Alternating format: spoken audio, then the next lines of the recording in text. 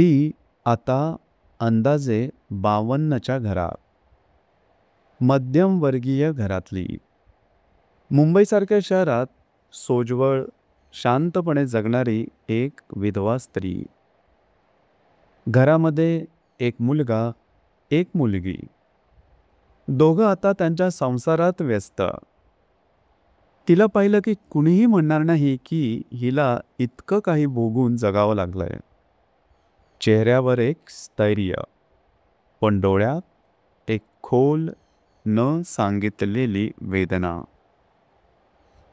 ती वयाच्या 30च्या सुरुवातीला विधवा झाली. नवरा चांगला जबाबदार, परंतु नियतीला ते मान्य नव्हतं. हृदयविकाराचा तीव्र झटका आणि 33व्या वर्षी ती पूर्णपणे एकटी झाली. मुलं लहान होती. त्यांचा विचार करून स्वतःच्या भावना ती गिळून गेली. पतीने ठेवलेले थोडेफार पैसे होते, त्यातून मुलांना शिकवलं, मोठं केलं, स्थिर केलं. त्यांच्यासाठी सर्वस्व बनली, परंतु स्वतःसाठी काहीच नाही. ती मनाने खूप थेट होती, परंतु घरात, समाजात अशा गोष्टी बोलणं योग्य नाही, असं शिकवलं गेलं होतं. तिचंही शरीर होतं, मन होतं, भावना होत्या. ती स्त्री होती. जगायचं तिला माहीत होतं, पण जगून बघणं मात्र तिच्या नशिबी नव्हतं. प्रत्येक रात्री ती एकटी झोपायची. मुलं मोठी झाल्यावर त्यांच्या स्वतःच्या स्वतंत्र वेगळ्या खोल्या झाल्या. ती मात्र तिच्या एकटेपणात दडपली जाऊ लागली.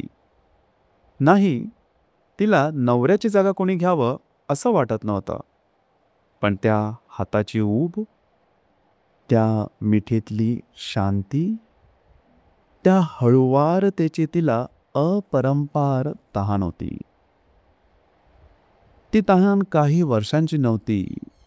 ती 19 वर्षांच्या खोल काळोखासारखी पसरलेली होती.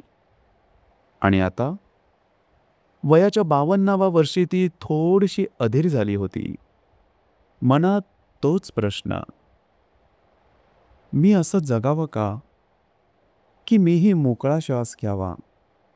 अर्थात घरात किंवा ओळखीच्या कोणालाही अशा भावना सांगणं शक्य नव्हतं. समोरच्याच्या नजरेत एक वेगळाच अर्थ डोकावला असता. ती कधीच कुणाला सांगू शकली नाही की तिला शारीरिक आणि मानसिक आधाराची किती गरज होती.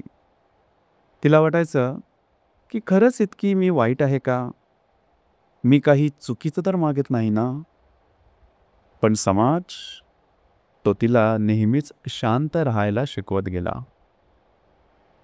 एक दिवस ती यूट्यूबवर स्क्रोल करत होती. कशातच लक्ष नव्हतं.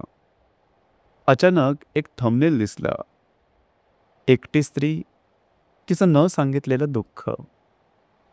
आपला माणूस या चॅनेलचं होतं. नावातच काहीतरी आपलंसं वाटलं. तिनं एक कथा ऐकली, मग दुसरी, मग तिसरी. प्रत्येक कथेत तिला आपलं प्रतिबिंब दिसायला लागलं. त्या प्रत्येक शब्दांमध्ये तिचं हसू, तिचं रडणं, तिचं हरवलेलं अस्तित्व होतं. ती स्त्रियांच्या त्या भावना ऐकून थक्क झाली. ही तर माझीच कहाणी आहे. त्या रात्री खूप रडली, कित्येक वर्षांनी, गदगदून. पण दुसऱ्या दिवशी तिने स्वतःचा आवाज प्रथमच लिहून काढला.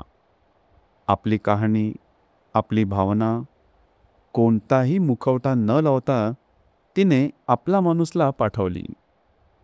ती सांगू शकली, हो, आजही प्रेमाची, हक्काची मिठी हवी आहे. मी अजूनही जिवंत आहे. त्या दिवशी काहीच बदललं नाही. घर तेच होतं, मुलं तीच होती, पण तिचं मन मोकळं झालं होतं. आता ती थोडीशी शांत आहे. ती आता रात्री झोपताना एकटी नसते. तिला वाटतं कुठेतरी एक जागा आहे जिथं तिचं म्हणणं ऐकून घेतलं जातं. ती अजूनही विधवा आहे, पण आता ती निव्वळ विधवा म्हणून ओळखली जात नाही. ती एक भावना असलेली, जगण्याची उमेद असलेली स्त्री आहे.